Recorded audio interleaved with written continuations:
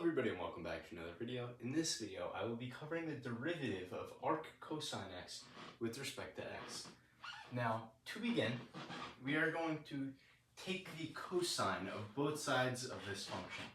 So this will keep it the same, and this gives us that cosine of y is equal to x. Now we will take the derivative of both sides with respect to x.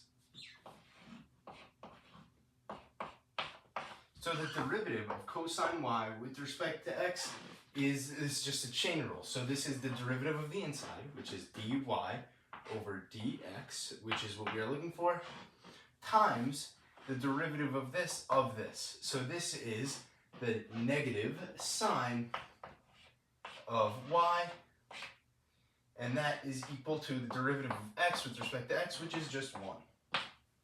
So let's move this to the other side.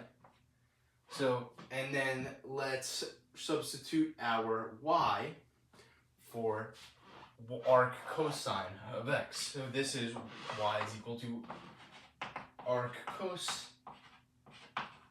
x. So this becomes dy over dx times sine of arc cos of x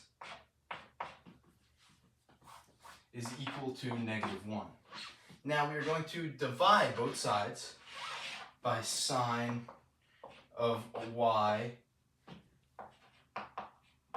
which is sine of arc cosine, and this gives us dy over dx is equal to -1 over sine of arc cosine, which I will now write with cosine inverse of x, as they do the same thing. So now we are going to try and find this in terms of a not so complicated trig function. So we are going to say that cosine inverse of x is our angle. So we have this triangle right here with angle theta, and if this is inverse cosine is equal to our adjacent side over our hypotenuse, which is a over h, which is x over 1. So that means that our adjacent side is x and our hypotenuse is 1. Now we are looking for this side right here, which I will call O. So we have 1 squared is equal to x squared plus our opposite side squared. I'll call this O with a line through it right there, so we know it's not 0. But it's not theta, it's just its own variable.